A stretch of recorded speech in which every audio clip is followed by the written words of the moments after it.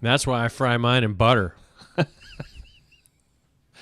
What is that from? You always say that, and I never Kurt understand it. Vonnegut took his niece to see the opera, and or the symphony, I can't remember, or it might have been the ballet. They went to go see some cultural event, and his niece was like 13, 14 years old at the time, and they were they got all dressed up. It was a big hullabaloo, and they went, and then there was one of those. I wish I could. I wish I had the words that he used to describe the events leading up to it, because it was one of those moments in a nutshell that the music gets really, really loud and really, really loud, and then it drops out. And then as soon as the music drops out, about 4 rows in front of him, one woman goes, "I fry mine in butter."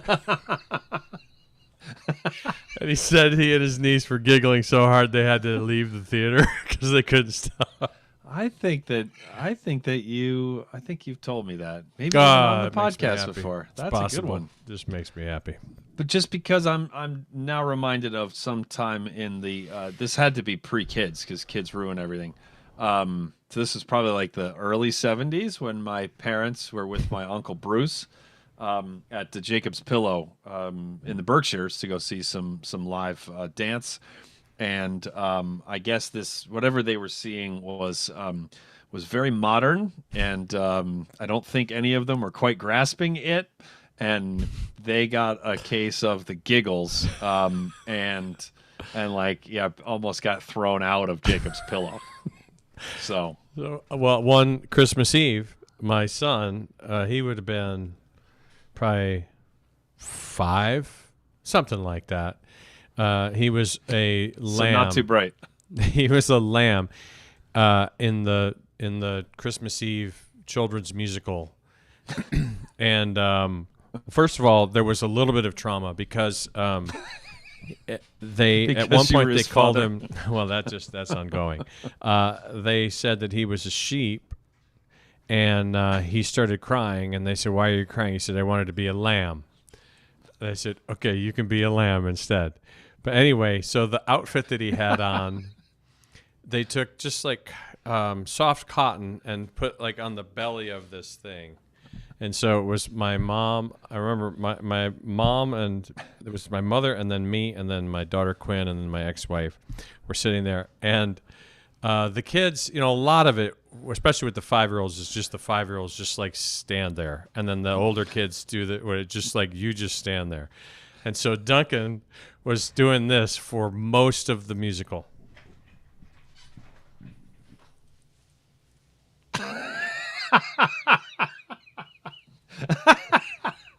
And my mom and my daughter and I, and we were like sitting in the first, second row, somewhere close, so we wanted to have. I thought I might have stroked out. My daughter and my wife, or my mom and my daughter and I, were dying, and my ex-wife was going shh, shh. She's like trying to shut us up. That was the funniest thing I ever saw.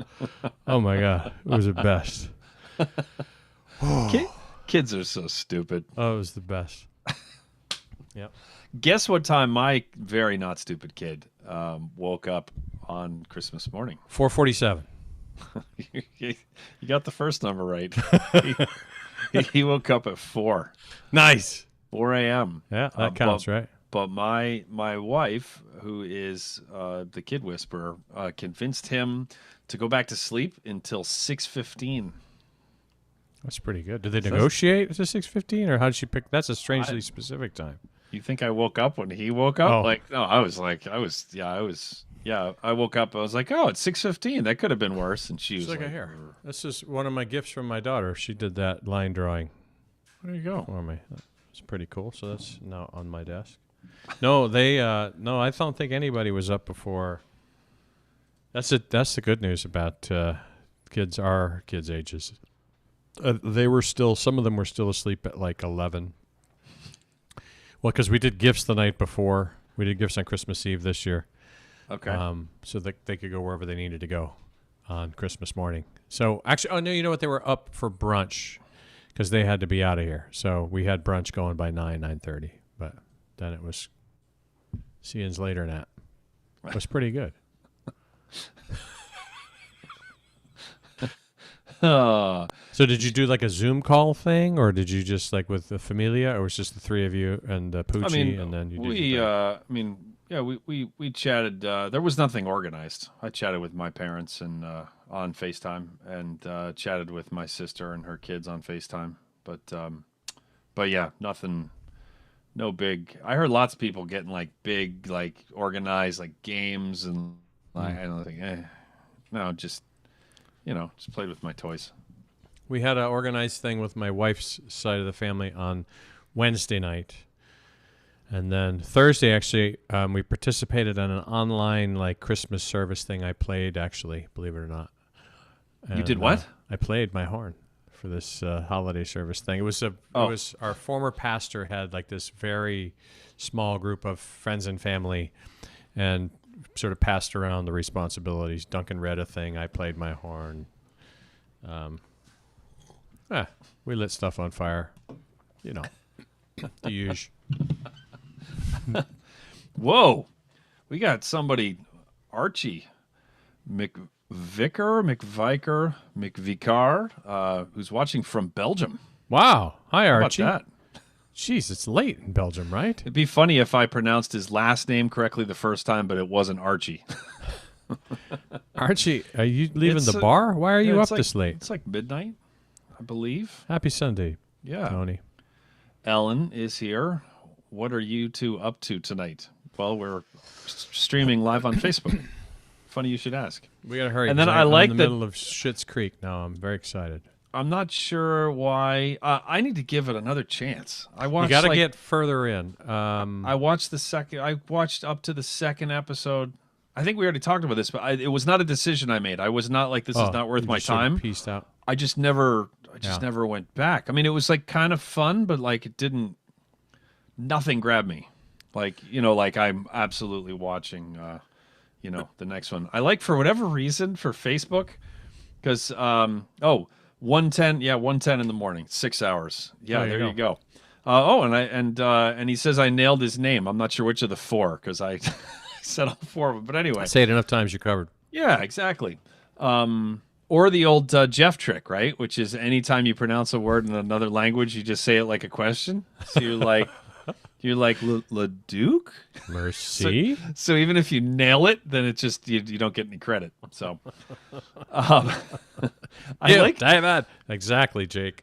for whatever reason, the unified chat here, the Facebook thing is coming in for every time that Tony Prisk posts.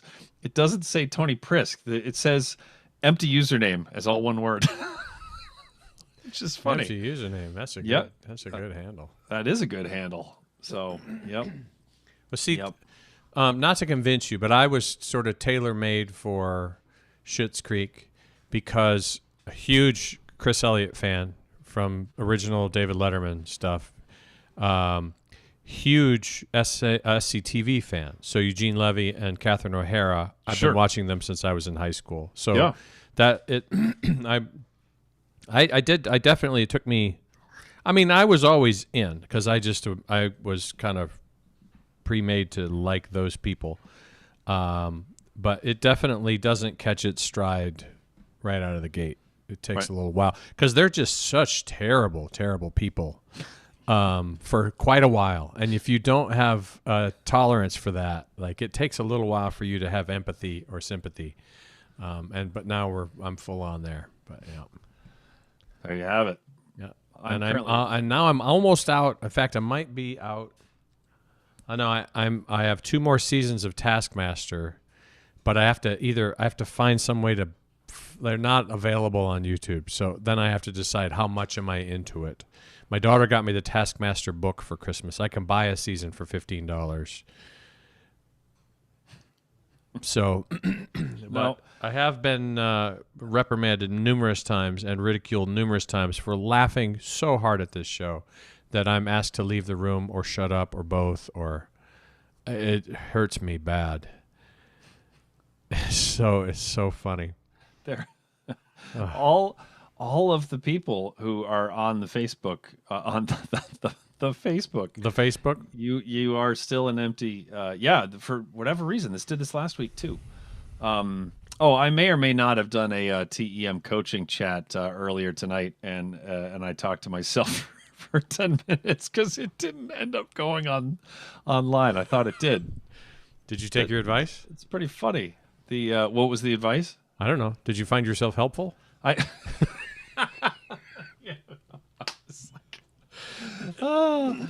Yep, my advice was just the best way to weather this current storm as a classical musician is just, have a gigantic safety net that you did nothing to earn, and then you'll be fine. Yeah, that's it. If you're struggling, you should just have different parents. So, there we go. It's Green Acres does a belly slam with the Kardashians. Oh, that's interesting. I even get those references. I never was a big Green Acres fan. Did you like Green Acres? I think I watched 5 minutes once, and then I accidentally watched 5 minutes a second time. Mm-hmm. I couldn't pick a Kardashian out of a lineup. Although I still have to watch the Kim Kardashian one on. You could certainly spot the one who handed the Pepsi to the cops and ended racism, right? I didn't know that even happened. Oh, there's a Pepsi ad that's it's super bad. Oh. Yeah, there's like protesters and rioting, and there's like a police line, and they're in their riot gear, and then she walks up with a Pepsi and hands it to the cop, and the cop drinks it, and then they give this look of mutual respect and I see. Yep, unbridled kindness and just universal love, and a lot of people said that commercial ended racism. So thank goodness. Yeah. Well, who better? Who better? So I have seen. Oh, you know what? I did see. Is there a blonde one? Is there a blonde one? There's an organizing show with two women who they're kind of entertaining, but also it's sort of like us. Kind of entertaining, but also kind of on the spectrum of annoying. Like they find themselves a little too entertaining. Like there's a lot of parallels with our show, except their success versus ours. But they interviewed, or they organized one of I think it was a Kardashian. I'm laughing on the spectrum of annoying. If you're a human, you're on the spectrum of annoying. That's true. For me, that's true. We're further along than many though, and these two were toe and toe. They just have a bigger mouthpiece. Let's see here, Parker. Dan Morris. What's up, Dan? He has a question. Do you think that all the overdubbing has long-term legs? Mm-hmm. I mean, I do. I do, but next question. But yeah, I do, but I think it's going to get a lot more creative than it has gotten so far. That's it. I think that's right. That's what I think. Hey, Jonathan Dorn, thank you for being here. Talk about a guy who's got some stories. There's a guy. But Jonathan Dorn's stories have stories. Yeah, I think that's right. I think that it's what you said. So the cream will rise to the top, and it will be. I think the overdub thing will be it will become more of a creative tool rather than an option of least resort or last resort. It's like the only thing you could do. But now, you know what? What would work best now is this. What would work best now is this. And so I do think that there will still be a time and a place for it. In fact, I'm kind of wrestling with that. With this album project that I'm thinking about is how much of that to do myself versus to reach out to others and do collabs. And there's arguments for both, and I don't really know is the short answer. Well, and there's I think, and to be super clear, I'm not being critical of anybody doing anything, but there's a lot of people out of necessity right now who are just putting together the video looks like we do right now, and then they're just recording 4 parts, and there's nothing creative about it except for just the fact that they're doing it, which is way more important than waiting until it's creative enough and then doing it. That was the TEM coaching chat that no one heard because I screwed up the tech. Was all about that. It was all about that. And in fact, I'm going to read you this quote because it's awesome. It's this Andy Warhol quote, which is excellent. I just need to find it. Andy Warhol was well known for the way he steadfastly kept making work, never letting any one project's success or failure slow him down. Quote, "Don't think about making art. Just get it done. Let everyone else decide if it's good or bad, whether they love it or hate it. While they are deciding, make even more art. That's awesome. Like, while awesome. Before they even know whether it's good or not, just make more stuff for them, and then just keep doing that over and over and over again. So that's like I preach that all the time. But I think that there's going to be like a huge drop off of people that just like look like me right now, who are just playing 4 tuba parts together. I think that well, Abby Lannon, your former student and our current social media rock star for Pedal Note Media, her 4 euphonium videos, there's like tons of thought that goes into it. There's like a story arc to it, and the writing is interesting, and what she arranges is interesting, and she's recording the parts at the same time of day in the same week, so the sunlight is the same. I mean, there's tons of thought and creativity that goes into it. Those aren't going anywhere. No. You know. So I do, but I think that they're going to look different than they do now. Well, and Jim pointed out here in the chat that students are talking about how it's helped their playing and their arranging, which is completely, absolutely unqualified, guaranteed. Like that's absolutely true. And it's also not, it's only new to us. Like Paul McCartney, McCartney 3 just came out. You know about this? Yeah. So was it like 4 or was it 3? I think it's 3, whatever it is. But he's been recording. This is the 3rd one where he did everything on the album, and he's been doing this for 40 freaking years. But it's new to us, and so soon, when the world goes back, a bunch of people will stop doing it who can go back to doing whatever they, whatever. But then the people who see it as a creative opportunity, I think, will continue to do stuff. So that's good news, because it means that the interesting stuff will be easier to find. The people who have something to say are going to continue to say it. The people who are using that as a medium just because it's the medium that's available will not. But I think that's kind of the case with absolutely everybody, right? I mean, That's right. Yep. Here's another question from Archie over in Belgium. Question, if you don't mind. Actually, I do, so I'm not going to keep reading. No, I'm a first-year tuba student at the Birmingham Conservatoire in the UK. Do you have any tips on making the most of your time there, especially during COVID? That's a good. Yeah, that is interesting. My normal default answer would have been to go to everything, because most of the time you would just go to the tuba stuff or whatever instrument you play, or maybe you'd go to the brass stuff. But if you go see some phenomenal pianist or harpist or percussionist or conductor or pedagogue or whatever it is, it can be a life changer. Yeah, I would say that it is possible to do it still now. I mean, like try and if a lot of it's online, or if all of it's online, but I would imagine, well, if it's in person, you can't just crash a class, right? Because I'm guessing that there's probably numbers and there's limits, and you can't just be showing up randomly in places. But you need to be the squeaky wheel, and Lance just nailed it. Like, if you go 4 years without going to a single vocal master class, like, you've failed. Like, that's not good. And try and find out if you send a short but thoughtful email to whoever, an approachable vocal faculty member there, and say, hey, I'm a tuba player. I'm first year. All I ever try and do when I'm playing the tuba is sound as natural as a singer. Could I quietly sit with my camera off on one of your Zoom, studio classes? There's a very good chance. If you reach out to 3 of them, the odds of you getting 3 yeses is way higher than getting 0 responses. So especially if you put it like I just did, like all I'm trying to do is sound like you do when you sing. I'd be the squeaky wheel. Yeah. The other piece of advice I give students, I'm the freshman advisor for school music at CMU, and one of the things I tell all of them is that they should think about where they want to go, and then reverse engineer the kinds of experiences and skills that they would want to be able to establish or prove to somebody that they have. While you have this amount of, as a first year, you have lots of runway.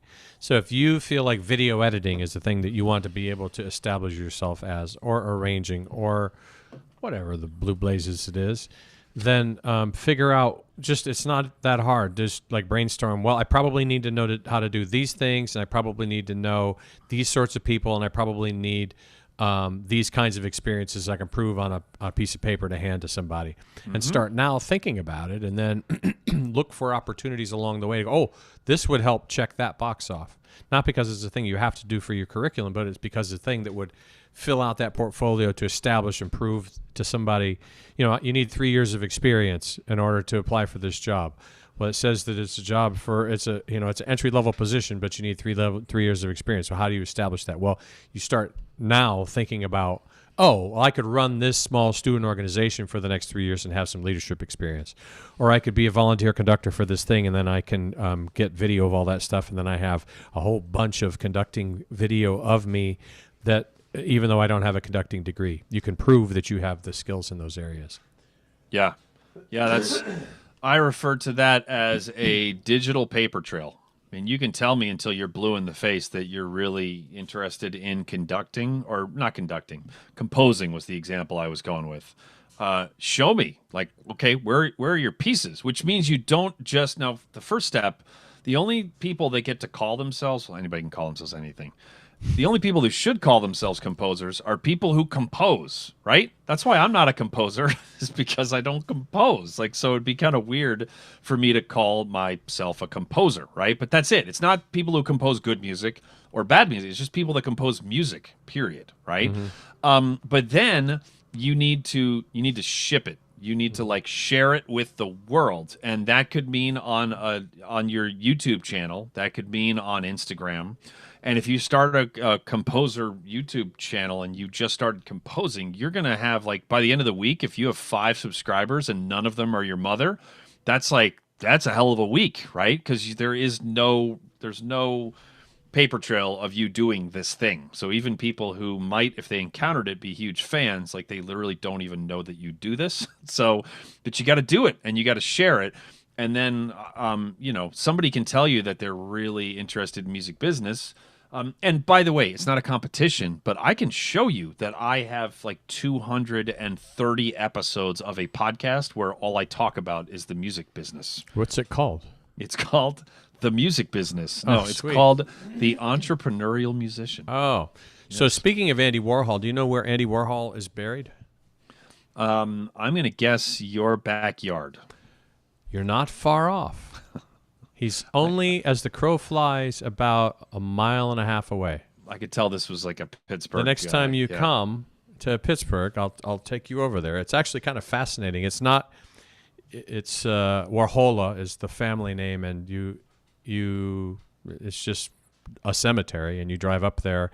But they have cameras on it, or maybe just one. If you go to the Warhol Museum website, I think you can see the live feed of the camera. But people regularly leave stuff. But it's kind of a fun diversion this close to my home. I think it was 2 summers ago that I went to the Norman Rockwell Museum in the Berkshires, and which is very nice. It's beautiful. You can go into his studio where he worked. It's a gorgeous place. But there's a visiting gallery section. And I think it was 2 summers ago, might have been 3 summers ago, was an Andy Warhol exhibit, which was very surprising and was awesome. And they the 2 of them actually had some connections, which I didn't really, and I could not articulate any of them to you. It's interesting. But, yeah, it was cool. It was very neat. I always liked Norman Rockwell stuff. I thought it was sort of pretty. I thought it was there you go.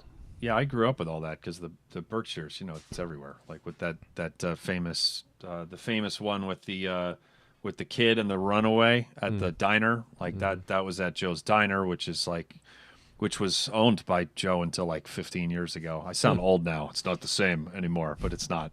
But yeah, they they actually recreated that painting, that illustration. When was it? I don't even know. Is he a painter or an illustrator? He's definitely an artist. Yeah. I said that. I was like, wait, I don't even know.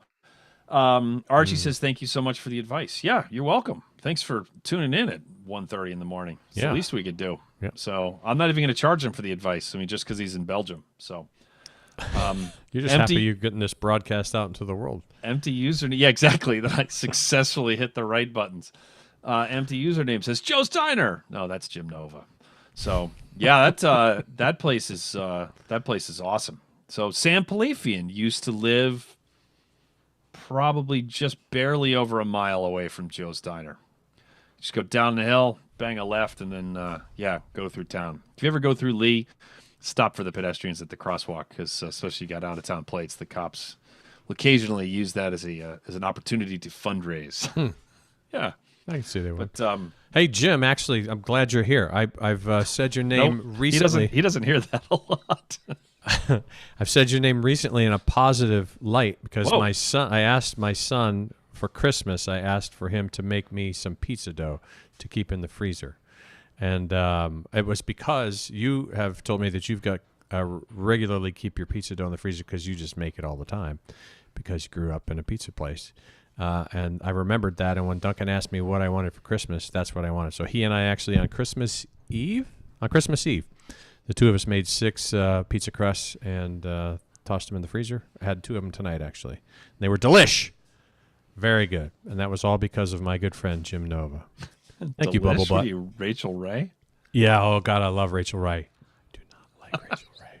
She annoys me. I really like a lot of... That's why I'm surprised that you just said delish. That's her go-to phrase. Oh, well, that was delish. That's why he was 180 pounds in 8th grade. That was pretty funny. Yeah. Well, you were 3 feet tall, though. I was too busy not making any money on Christmas Eve to make any pizza dough. Oh, it was really fun. It was quite fun. A bonding moment. Yeah. That's the thing. I'm at the point where, like, I don't want stuff. They did get me some funny socks. But mainly, I just want that kind of thing. Make me something. My daughter's made some amazing soaps, and she made this line drawing. But that's so much more interesting to me. Yeah. I don't have your dad's pizza recipe. I would be glad to have your dad's pizza recipe if you're willing to share it, Jim. I'm all about the pizza. I like that this whole thing, this whole weekly thing is devolving into us having a public conversation with Tony Prisk and Jim Nova. Where there's silence. Dorn's got a point, though. We should get him back on because I bet we haven't even scratched the surface of mayhem. That would be super. Super. As we say up in Boston. We don't got mortgages. I thought it. So what do you got going on for New Year's? Well, it depends on the weather. We might go into our neighbor's backyard across the street. They got a new fire pit thing, but currently it looks like rain. So New Year's Eve, so Wednesday and Thursday, we have contractors coming to the cottage, and then we have to come back here. My stepdaughter's she's leaving town for about 6 months, so it's kind of who knows? I don't know. Right now, it's just trying to stay awake till midnight is where I am. That's how old I am now. Last year, here's how weird this is. Last year on New Year's Eve, I was getting ready to go to Malawi, Africa. That's right. That's right. What a year. I forgot that you went to Africa. Yeah. In 2020. I spent New Year's Eve about 8 miles from your house. I was at the hotel in Dulles. I thought about contacting you. I thought, well, he will want to see me as much as I want to see him. And so we just watched I do want you to meet Nicholas. New Year's Rockin' Eve. That's true. We got in like it. Yeah. I wasn't home for New Year's. I was in New York seeing Fish. Oh. Yeah. Maybe I knew that. I don't know. Anyway, we flew out the next morning. Crack of whatever. And that's how this year started. Yeah, right? That's pretty funny. We're boring Jim. Poor Jim who? Poor thing. Well, let's double down on the boring Jim because I'm going to talk about a band. But this is cool as shit. Are you sitting down? I hope so. My legs are bent. So Fish has been doing this thing called Dinner and a Movie, which they used to do weekly. Now it's become monthly. They've raised, before Jim talks crap about it, they've raised $750,000 for charity through these streams. So unless he hates charity, then he wrote no, and It's then to pay Tony for wrote bubble no. butt reduction surgeries. Yeah, exactly. So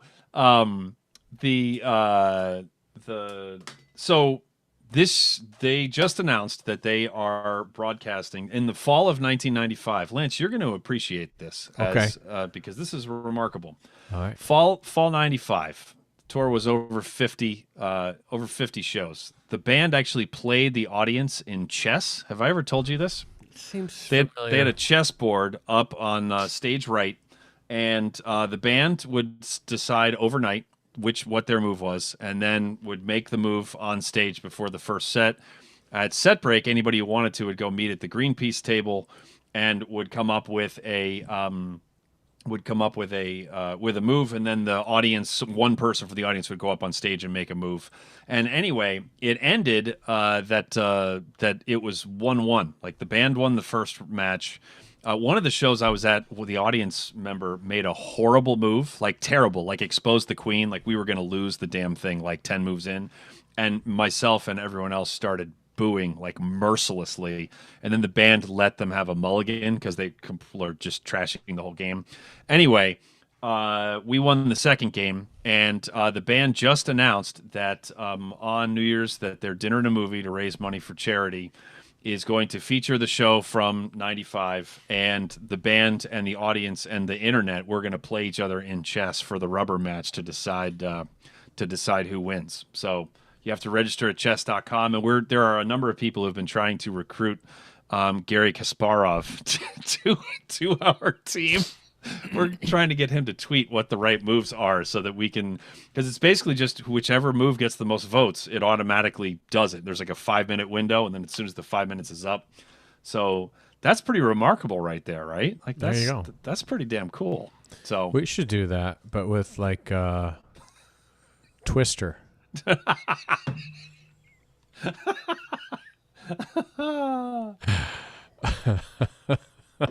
I like it. The oh boy. So What are you doing for New Year's? Watching that? Yeah, some of that. I won't watch the whole thing. Hater. But unless my family leaves, and then I'd watch the whole thing. But yeah, probably nothing much. We're not a big New Year's family. I mean, I've gone to see Fish the last couple of years, 3 years, but yeah, we don't. I was looking at the Google Home Hub was showing me photos last year. I was playing with Nicholas at 10:30 in the morning because I've gotten into a rhythm of taking the 2 a.m. train out of Penn Station, which gets into DC at like 5:45. And so I'm like home by 6:30 in the morning, which is pretty, with like a couple hours sleep actually. So, which works. So, did you see Jim's comment there? Oh yeah, I saw it for you. Yeah. Oh, I saw it. It's adorable that he thinks I give a shit. Yeah, see, we have awesome. This has been a bummer because we have fantastic neighbors. You don't always have fantastic neighbors in your lifetime. And we're very, very fortunate. We have 2 sets of neighbors that are great, and now we can't really do anything with them. So we're hoping that it's nice enough that we can be outdoors, but I'm not holding my breath. I might have fantastic neighbors. I intentionally don't talk to anybody. Yeah. Yeah. Because if you're a human, you're on the spectrum of annoying. Yeah. Well, that's a different. I found that to be a different kind of vibe when I lived in D.C. Both times. There's definitely a different experience there than the other places I've lived. I prefer it personally because that's the same thing in Boston. It's just kind of like, like just because we live next to each other doesn't mean that we need to like be like buds. It can go all sorts of wrong, and I've had all sorts of neighbors that are nice enough people, but we just don't do that much with. But these are actually, they've become quite good friends, which is just sort of a happy accident. So there you go. Doesn't always happen, but when it does, it's a gift. So there you go. There it is. Aren't you just filled with gratitude? I am, actually. I know you mean that snarkily, but I actually do. All right. Is that about it? I have given all that I can give. I have some shit. I've got the season finale of season 3 of Schitt's Creek ahead of me. And then the season. There's 6 total seasons. We're at the halfway point. There you go. That's just when I don't want to spoil it for you, but when the aliens land.